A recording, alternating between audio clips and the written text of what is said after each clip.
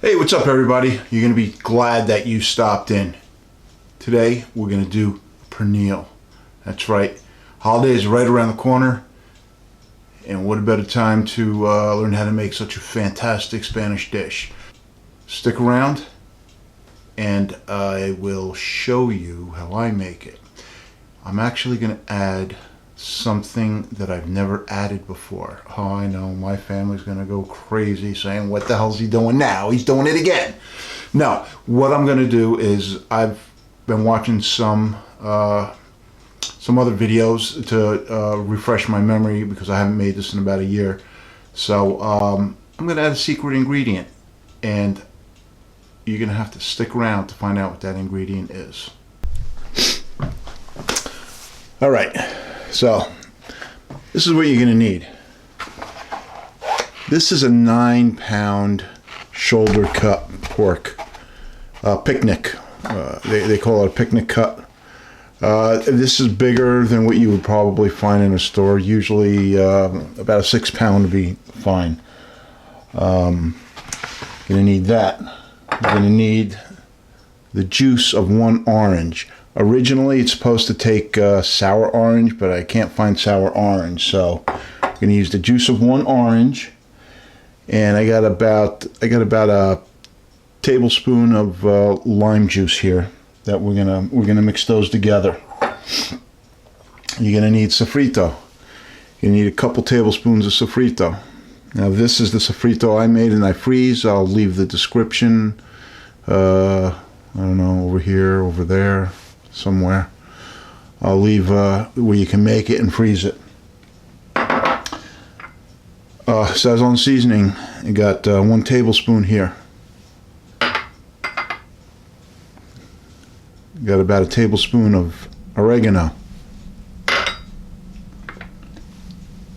You got about 2 tablespoons of salt. I'm not sure I'm going to use the whole thing because of the Sazon. There's salt in there already, but this is primarily for the skin. Got about a tablespoon of coriander seeds. Got about a tablespoon of cumin seeds. Now, if you don't have cumin seeds, you can use regular cumin. I find that regular powdered cumin is a little bit more intense than this. I have this, and I just want to use it up. You got about 2 tablespoons of garlic here. We're also putting about a tablespoon of pepper in. So the first thing you want to do is, if you have a mortar and pestle, get a mortar and pestle. If not, just put them in a food processor or chop them up. I don't think it's really critical at this point. So you put the garlic in there. Put just a pinch of salt and mash this up.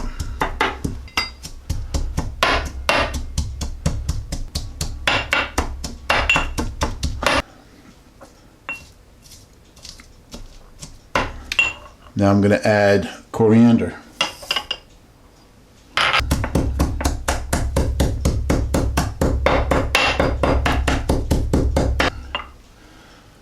I'm going to add the cumin.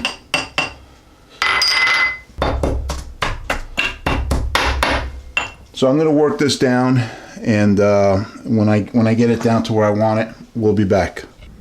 Okay, so I've got it mashed down pretty good here. I put a little bit of orange juice in it to help it. So now we're going to add this to the sofrito.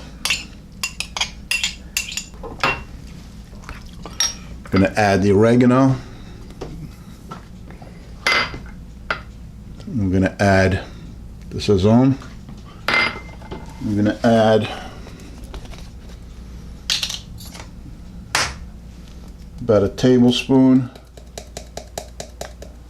of pepper.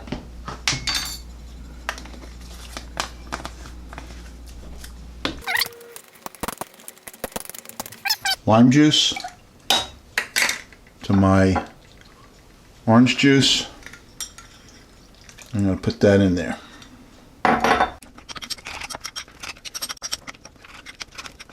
So what this becomes is a marinade that we're gonna spread all over the pork, and we're gonna stab the pork. We're gonna push it down into the pork, and it's gonna marinate for at least overnight. Now here is the first time I'm using this. I learned this from her name escapes me, but I'll make sure that I give her credit for this.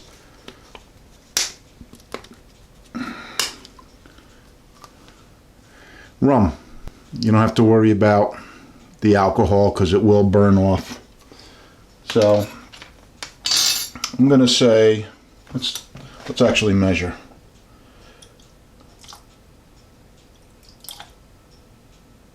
All right, that's 3 tablespoons. And then we want all these flavors to meld together. So we're just gonna set this aside and we're gonna prepare our roast. Okay, so make sure you use a sharp knife.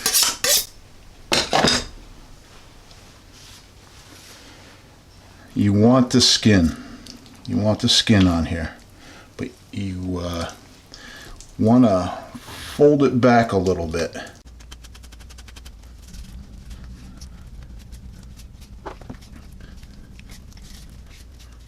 So what I'm going to do is I'm going to gently cut this all the way back, and then get rid of some of this fat. You don't want to take off all the fat. You want to leave fat behind so it's got some flavor. So basically this is what you want. Okay, just take that flap like that. Now you're going to take your knife and you're just going to, there's a bone, but you're going to put all these little holes in it.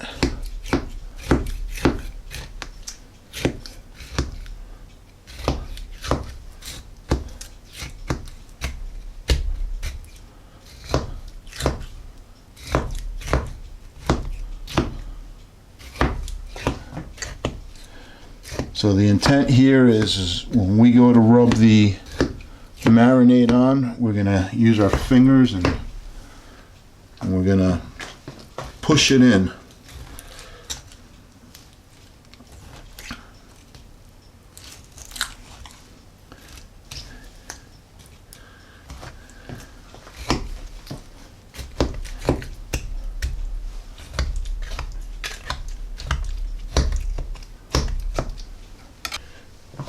And with your clean hands, my hands are clean, it's the only way to do this. Rub it. It smells amazing. And just push it down. Push it down in there.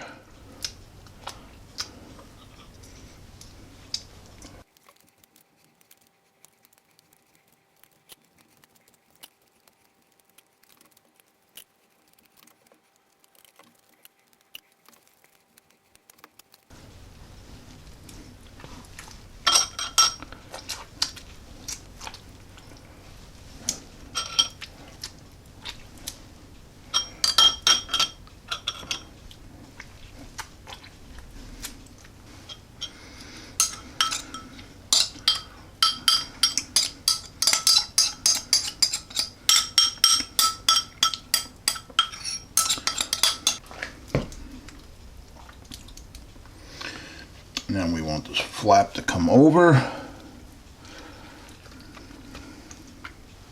going to put it back in the bowl so we can put it in the fridge. Now, the salt.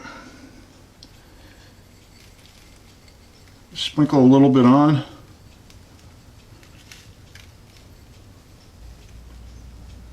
I probably did a third of what I measured out.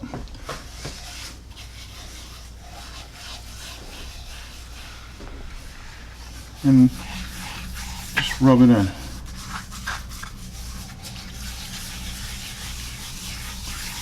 This is going to help dry out the skin so you get a nice crispy skin. A little bit too much.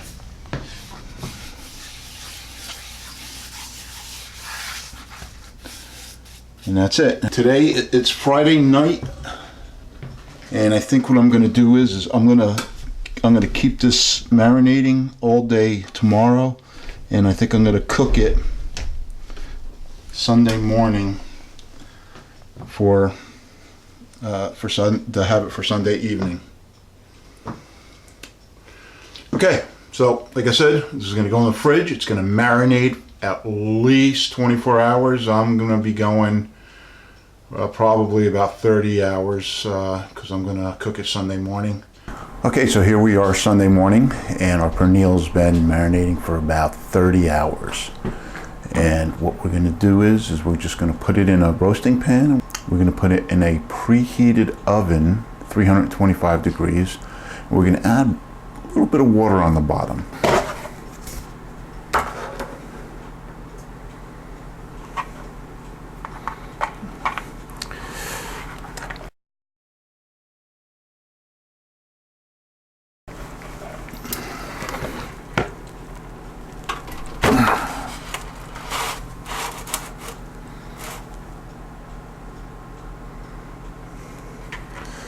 I got some liquid. I'm going to add that to the bottom of the pan. I'm going to add about 2 cups of water.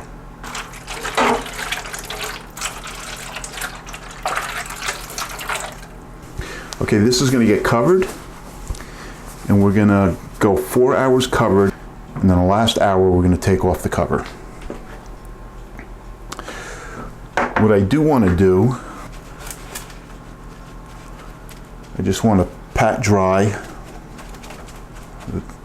the skin, and I'm going to put probably another teaspoon or so of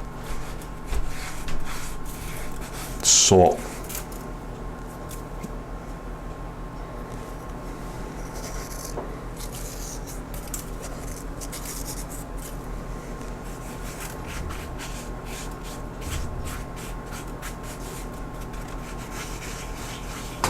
Cover with aluminum foil.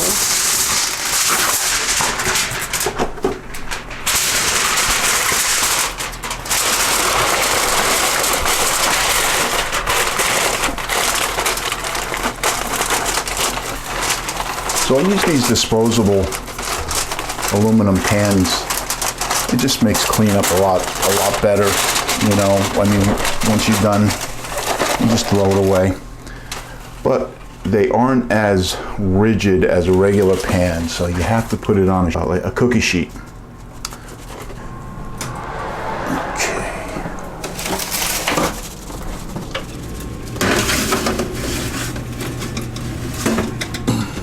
All right, like I said, 4 hours covered. Last hour, we're going to take it off. We're not going to touch temperature. At the last hour, it's still going to stay 325. Now it's just a matter of hurry up and wait. Okay, so there you have it. That's my pernil. The only thing, I know it's cooked, but this is hard. This isn't hard.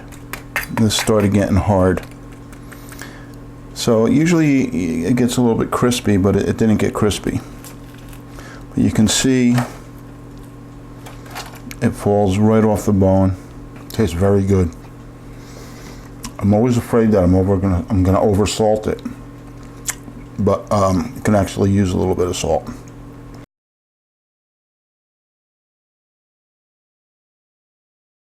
So I cooked a 9-pound pernil. Chances are you're not going to get them that big when you get them in the supermarket. So, you know, I would say you could keep the ratios of the ingredients the same thing. It's you probably just have leftover, you know, and you could toss it, or or just use it all. I hope you like this. Let me know what you think. Thumbs up, like, subscribe, notifications, you know, all that jazz. Your views are highly appreciated. And